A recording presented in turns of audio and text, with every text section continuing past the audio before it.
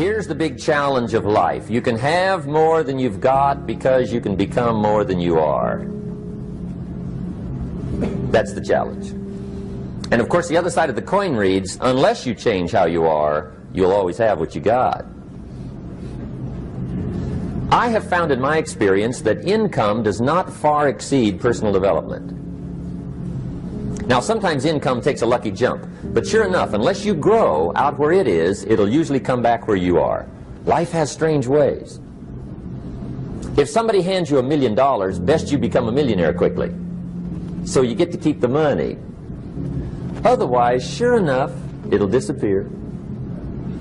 Somebody once said, if you took all the money in the world, divided it up equally among everybody, it would soon all be back in the same pockets. Incredible.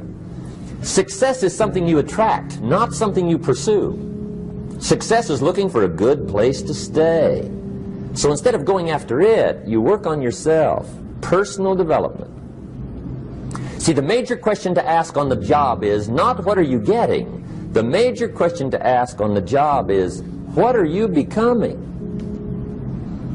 See, the big question is not what am I getting paid here. The big question is what am I becoming here? Because true happiness is not contained in what you get. Happiness is contained in what you become. So that's our major subject for tonight, personal development. Of all the assignments Mr. Schoaf gave me at age 25, this was probably the most difficult. In fact, I'm still working on this one. I think it's an unending challenge to see what you can become. The next subject is called Basic Laws. And it's good to study the basics. And I call these basics primarily because they come from the Bible. Now, I'm not a theologian or a minister, and that'll be apparent. But Mr. Schoaf taught me that the Bible was a good textbook for ideas and stories and success equations, how to live the better life. I found out that was true. He also taught me that the Bible is as practical as it is spiritual, and I found out that's true. If you look at your bank account and your income and you're not happy, there are several places in the Bible to check to see what the heck's wrong so you can make the changes. And we're going to cover some of those tonight, called basics. Okay.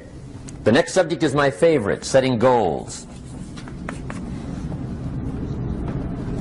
Mr. Schoaf taught me how to set goals. What a favor that was. One morning at breakfast, shortly after I met him, he said, Jim, let me see your current list of goals, and let's go over them and talk about them. He said, maybe that's the best way I can help you get a better direction started. And I said, I don't have a list. He said, well, is it out in the car or home somewhere? I said, no, sir. I don't have a list anywhere. He said, well, young man, that's where we got to start. He said, I can tell you right now, if you don't have a list of your goals with you, he said, I can guess your bank balance within a few $100s. Which he did. And that got my attention. I said, you mean my bank balance would change if I had a list of goals? He said, drastically. That day I became a willing student how to set goals. And sure enough, learning how to set goals changed my life. And I often wondered why no one had ever taught me how to set goals up until age 25. I went to high school, but if they offered it, I missed it. I went to college for a year, never heard it. I worked for Sears. Really. And to my knowledge, Sears never taught it. Right? How to set goals. So here I am, age 25, married, my family's starting, I've been to college, I'm working, and I still don't know how to set goals. But fortunately, when I was 25, I met the man who taught me how, and it revolutionized my whole life. Economically, socially, personally, it's incredible. So I want to share with you tonight what Mr. Schoaf shared with me, how to set goals. It can be a life changer. Okay. The next subject is the negative part of the seminar. Life is part negative, so we got to talk about the negative. And this subject is called diseases of attitude. Diseases of attitude. There's a lot of things that can wreck your chances to do well. We live in a rather dangerous world, so you got to be not only wise, you got to be careful. Now, attitude diseases are just as bad as physical diseases, right? High blood pressure, heart trouble. I mean, a lot of things will ace your chances to do well. So you've got to be careful. And attitude diseases are deadly. I mean, they'll destroy all the good things you start. Okay? So we'll go through those attitude diseases, how to spot them, how to look for them, what they are, and the cure. And I'm a pro on these because I've had them all, so I can give you excellent advice on these. Now, the last subject we're going to consider tonight is called the day that turns your life around. The day that turns your life around. And under this subject, we're going to talk about the emotions that can change your life. Human beings are emotional creatures, and emotions are powerful for life change. Now, of course, emotions are so powerful they can go either way on you. Emotions can either build or destroy. So you really have to employ emotions properly. We call civilization the intelligent management of human emotions. If you can intelligently apply your emotions in the right direction, no telling what can happen. Could turn your life around one day would be sufficient. So we'll talk about those. Okay. Now that's a lot to cover in one evening, but we'll keep at it here and see if we can't get it all done. I'd like to have you now jot down the theme of the seminar. Every seminar should have a theme, I guess. We've got one. It's on some of our literature if you happen to notice it, but if you didn't, for your notes, here it is. The theme of the seminar goes like this: the major key to your better future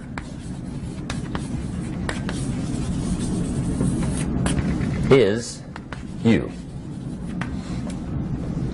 That's the theme of our seminar tonight. The major key to your better future is you. And I'd like to have you underline two words just to give it some added punch. Underline the word major and the word you, so that it reads, the major key to your better future is you. Now, my first suggestion is transfer this to a card or something where you can put it up, where you can see it every day. Preferably put it up where you can see it at the beginning of the day, before you go off to put the day together. This is a good phrase just to glance at, to keep in mind as you're putting the day together. It's called the silent seminar. If you'll just let this talk to you during the day, I found it to be tremendously helpful. The major key to your better future is you. For a big share of my life now, I didn't have this one quite figured out, among a lot of things I didn't have quite figured out. Many things used to puzzle me back in those early days. I used to wonder why two people could work for the same company, one make twice as much money. Now see, that used to puzzle me. And maybe they were the same age, graduated from the same school, live in the same community, work for the same company, with the same products and the same services. They've got the same traffic, the same problems, and one makes $1,000 a month, the other one makes $2,000 a month. Now that was my puzzling question. Why would this long list be the same and the money twice as much? I asked, what's the difference between $1,000 a month and $2,000 a month? And I don't mean $1,000 a month, right? I could figure that out. But what makes the difference? Why would one person do twice as well, 3 times as well? Speaking economically. Now I know there's more than one way to do well. I understand that. But in this little narrow area called compensation, what's the difference? Well, back then, with my faulty thinking, I'm trying to reason it out. I thought, well, maybe time makes some of the difference, right? Some people do better because they have more time. I used to say, Harold ought to be able to do well. He's got a lot of time. If I had all of Harold's time, I could do well. Now, that's got to be dumb, right? Number one, you can't get somebody else's time. A guy says to me one time, he says, you know, if I had some extra time, I could make some extra money. I said, then forget it. There isn't any extra time. Hey, when the clock strikes 12 midnight, that about wraps it up, right? I mean, you can look around the gongs there for a little more, but it's over. You say to the guy, what are you doing? He says, I'm looking for extra time. See, they'll come and take you away, right? There isn't any more time. Now, if you can't get more time, which you can't, what could you get more of that would make a difference in economic results? And here's the key word. Make it a part of your notes. We're going to consider it tonight. The word is value. And I have a little phrase for your notes. Value makes the difference in results. Value makes the difference. You can't get more time, but you can create more value. Now here's the first lesson of economics. Everybody should learn it from the time they're old enough to understand what a dollar means. How to earn one, how to get one, how to keep one, what to do with it. First lesson of economics. We primarily get paid for value. That's lesson one. Bringing value to the marketplace, that's how you get paid. You don't get paid for the time. I know it takes time to bring value to the marketplace, but you get paid for the value, not the time. Now, since that's true, here's one of the key questions of the evening. Is it possible to become twice as valuable at the marketplace and make twice as much money in the same time? Could you become 3 times as valuable? Make 3 times as much money in the same time? Is that possible?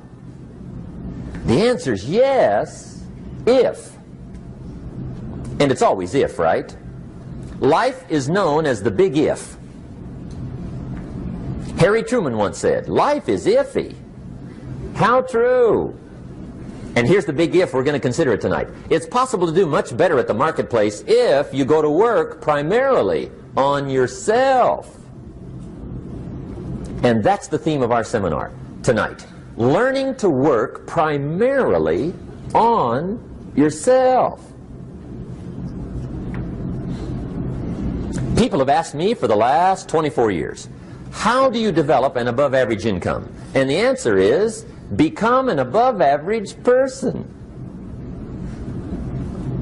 Develop an above-average handshake.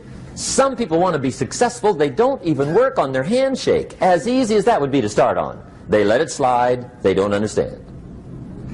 Develop an above-average smile. Develop an above-average excitement. Develop an above-average interest in other people. Develop an above-average intensity to win. See, that'll change everything. Probably one of the most frustrating experiences in life is looking for an above-average job with above-average pay without becoming an above-average person. It's called frustration.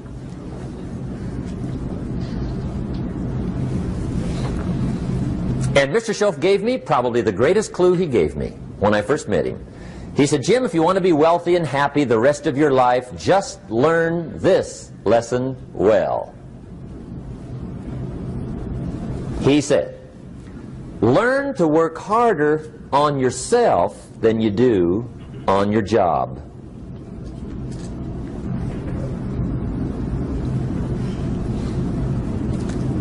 Then Mr. Schoaf gave me probably one of the most important clues among so many things he taught me, but this was in those early days. Mr. Schoaf was very kind, but he was also very abrupt. And he had these interesting questions to ask. I'm giving him a little rundown one day on how things hadn't worked out for me. He said, Mr. Rohn, I've got the answer for you if you will listen carefully.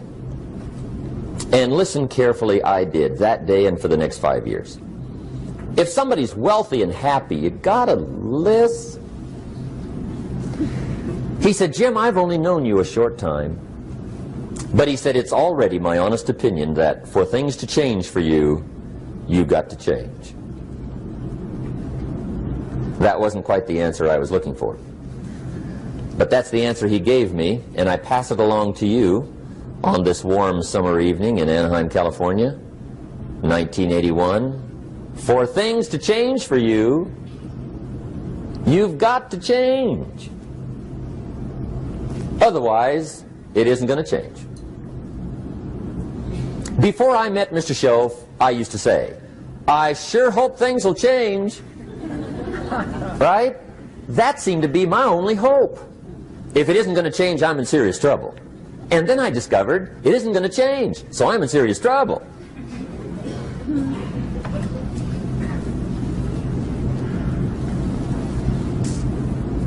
See, I can tell you what the 80s are going to be like. You have dropped into the right place. I did a seminar one time for Standard Oil executives and management in Honolulu. And we're having a conference one day on this big conference table. And one of them said to me, Mr. Rohn, you know some fairly important people halfway around the world. What do you think the 80s are going to be like? I said, gentlemen, I do know the right people. I can tell you. So they all listened very carefully. And I said, gentlemen, based on my wide experience, I can really honestly say to you, in my opinion, in the 80s, it's going to be about like it's always been. Aren't you glad you came? That's inside. I don't pass that around just everywhere. Now, of course, I said that to make a point, but I also said it because it's accurate. It's going to be about like it's always been. It isn't going to change. The tide comes in, and then what? It goes out. For 6,500 years that we know of, recorded history, and probably long before that. So it is not going to change. It gets light, and then what? It turns dark. 6,500 years. See, it's not likely to change. And we're not to be startled by that. If the sun goes down, the guy says, what's happened, what's happened? It means he hasn't been here long, I guess, right? It always goes down about this time. The guy says, well, I don't like that arrangement. Well, you got to talk to somebody besides me, right? It gets light, then it turns dark. In rotation, the next season after fall is what? Winter. Pray tell, how often does winter follow fall? Every year regularly for the last 6,500 that we know of. See, it is not going to change. Now, some winters are long, and some are short, and some are hard, and some are easy, but they always come right after falls. It isn't going to change. Sometimes you can figure it out, sometimes there's no way to figure it out. Sometimes it goes well, sometimes it gets in a knot. Sometimes it sails along, sometimes it gets in reverse. See, that's not going to change. The last 6,000 years reads like this: opportunity mixed with difficulty. That's how it reads. It isn't going to change. The man says, well, if it isn't going to change, how will my life ever change? Answer, when you change. And whether I'm talking to high school kids or business executives, my message is always the same. And it goes like this: the only way it gets better for you is when you get better.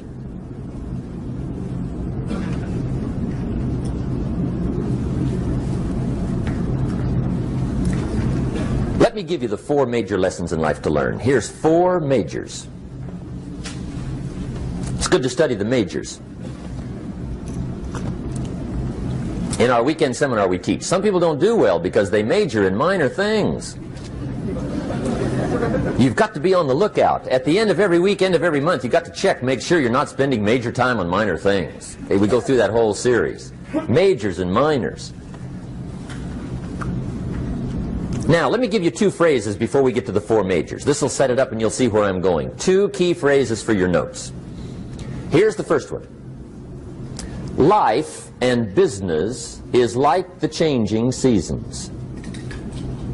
That's the first phrase. Life and business is like the changing seasons. One of the best ways to describe life, it's like the seasons. Frank Sinatra sings, life is like the seasons.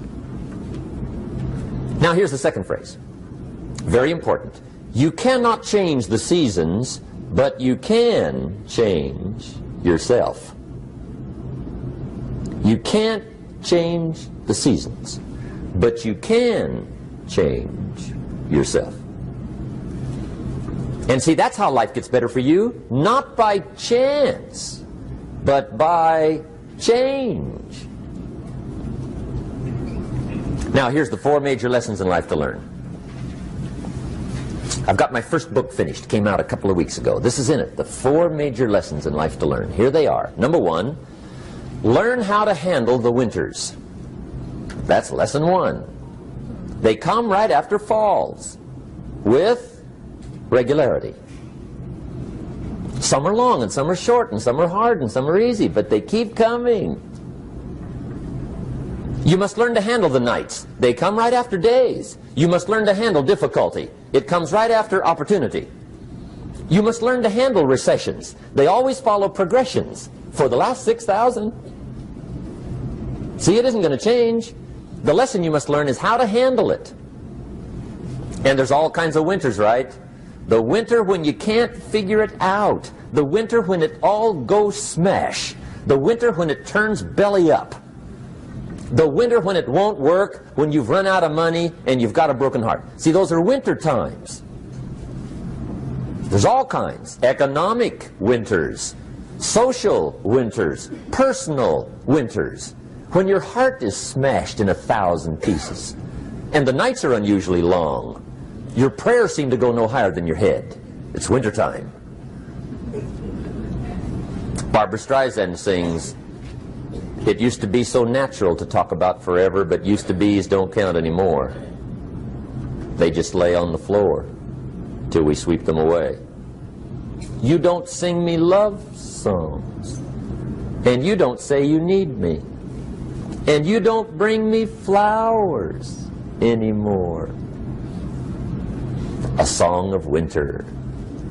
But see, the disappointments come. Those are normal. That's part of life. But the question is, how do you handle it? How do you handle the coming winters and the disappointments and the down times? Well, you can't get rid of January by tearing it off the calendar. But here's what you can do. You can get stronger, you can get wiser, and you can get better. The winters won't change, but you can. And that's how life changes for you. See, before I understood, when it was winter, I used to wish it was summer. I didn't understand. When it was hard, I used to wish it was easy. I didn't know. And then Mr. Schoaf gave me a part of his very unique philosophy when he said, "Don't wish it was easier, wish you were better." See, that triggered my whole life change. Don't wish for less problems. Wish for more skills. Don't wish for less challenge. Wish for more wisdom. That's the key. So that's lesson one. Learn how to handle the winters. Here's lesson two. Learn how to take advantage of the spring. That's the second one. Spring is called opportunity. And spring follows winter. What a great place for it. If you were going to put it somewhere, that'd be the place to put it, right after winter. And pray tell, how often does spring follow winter? Every year with regularity, 6,000. You can almost count on it. See, opportunity always comes. Days follow nights. Isn't that terrific? Opportunity follows difficulty. But here's what you must learn to do. Underline these two words in that key phrase. Take advantage. Underline those two. You must learn to take advantage of the spring. See, just because spring rolls around is no sign you're going to look good come fall. You got to do something with it. In fact, you have to get good at one of two things in life. Planting in the spring or begging in the fall. Or get somebody to do it for you. See, those are about the only alternatives. Now here's what else you must do. Take advantage of the springs quickly, because there's only a few. Just a handful of springs have been handed to each of us. They don't come forever. Life is fairly brief. So you got to read every book you can get your hands on what to do with your springs while they're here. And take advantage, they soon run out. The Beatles wrote, "Life is so short." And for John Lennon, it was extra short. But life is brief. Elton John sings, "She lived her life like a candle in the wind." It's brief. So whatever you're going to do with your life, you got to get at it. Don't just let the springs pass. Here's the third major lesson in life to learn. Learn how to protect your crops all summer. You got to take care of what you start. Sure enough, as soon as you've planted your garden in the spring, the busy bugs and the noxious weeds are out to take it. And here's the next bit of truth. They will take it unless you prevent it. And that's the third major skill to learn. You've got to learn to prevent the intruder from taking all the good you start. It's one of the challenges. Here's two key phrases under number 3. First one, all good will be attacked on this planet. Maybe not the next one we get to, but on this one, all good will be attacked. Every garden will be invaded. Not to think so is naive. And here's the second phrase. All values must be defended. Political values, social values, community values, family values, marriage values, friendship values, business values. Every garden must be tended all summer. Third major lesson. Now here's number 4. Fourth major lesson in life to learn. Learn how to reap in the fall without complaint. Learn to reap come harvest time without complaint. Take full responsibility for what happens to you. It's one of the highest forms of human maturity, accepting full responsibility. It's the day you know you've passed from childhood to adulthood, the day you accept full responsibility. And another note, learn to reap in the fall without apology.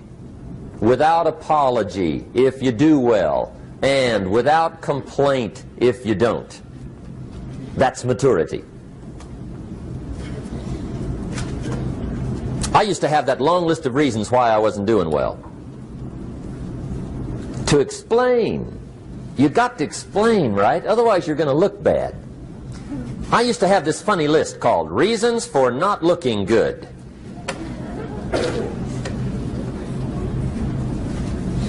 I used to blame the government. I mean, you can believe that or not. It was at the top of my list. I had a lecture second to none. The government. That was on my list. I used to blame taxes. Look what you got left after they take everything. And they expect you to do well. That was on my list there.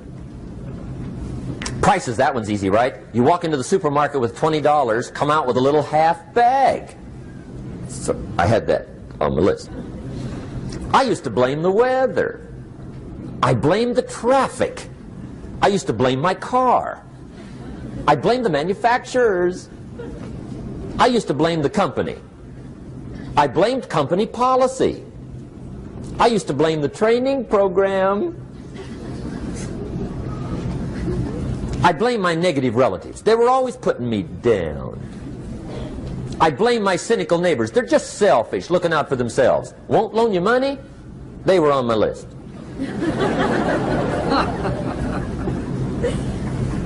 I used to blame the economy. I blamed the community. That's a pretty good list for not doing well, isn't it? I thought it was good. I'll never forget one day, Mr. Schoaf was very kind, but he was also very blunt, and this was no exception. And I'm glad he was blunt. There's a lot of things I'd have missed if he hadn't have been blunt. One day, with sort of a curious look on his face, he said, "Jim, just out of curiosity, tell me, how come you haven't done well up until now?" Excellent question. I thought, well, so I won't look too bad, I'll go through my list. And this list I just gave you, I put that on him. And he was very patient. He let me go through the whole thing, the government, the weather. I went through this whole thing. When I finished, he looked my list over very carefully. He said, "Mr. Rohn, big problem with your list. You ain't on it." How brilliant.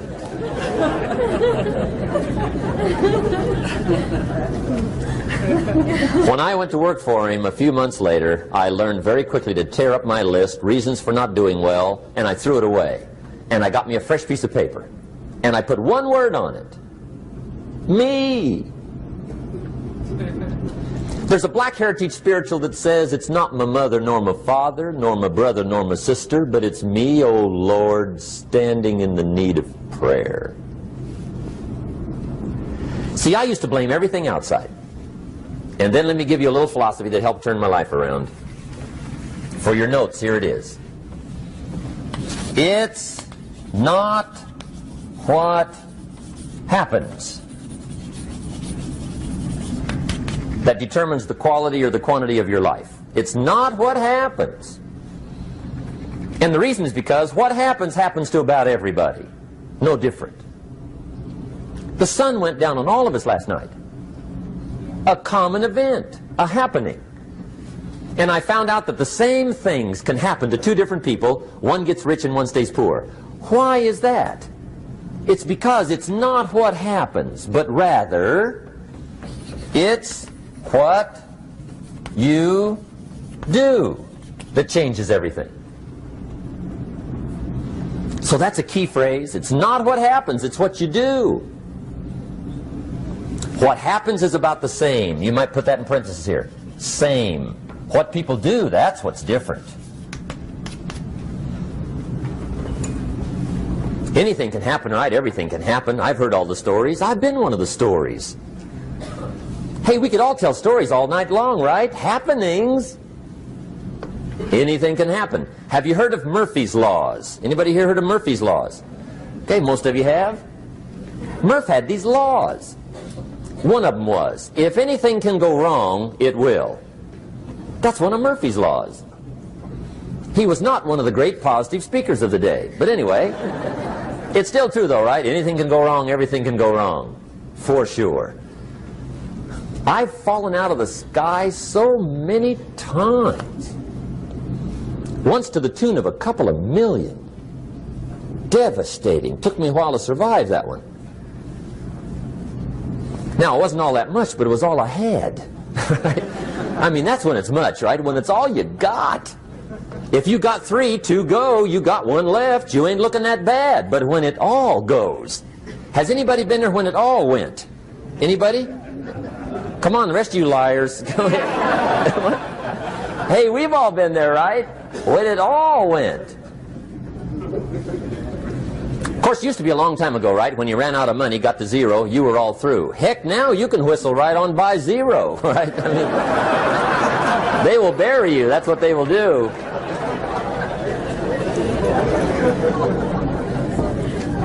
But see, those are the happenings, right? Everything can happen. Anything can happen. But it's not the happenings. It's what you do about it.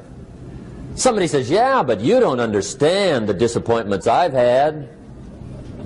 Come on. Everybody's had their share. Disappointments are not special gifts reserved for the poor. Everybody has them. The difference is what you do about them. It's not the weather. I used to blame the weather, and I discovered it rains on the rich. So see, that won't help. 2 men wake up one morning, there's a rainstorm on. One of them looks out his window, sees the rainstorm, and he says, wow, what a storm. With weather like this, they can't expect you to go out and make sales. He stays home. Same morning, the other guy looks out his window, sees the same storm, says, wow, what a storm. But he says, you know what, with weather like this, what a great day to go out and make sales. Most everybody will probably be home. Especially the salesman.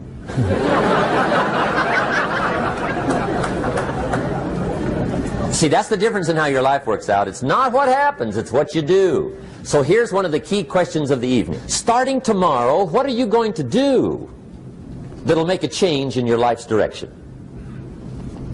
Good question. What are you going to do starting tomorrow that'll make a difference? Now see, if you don't do something starting tomorrow that'll make a difference, guess what? It's gonna be the same. And see, that way you can guess what the next 5 years are going to be like. Look at the last 5. Because the next 5 are going to be like the last 5 unless you, major key, tomorrow, change it all. Or change a little, or change something, or don't change. It's choice time. You can do whatever you want. But it's nice to know any day you wish you can change your whole life.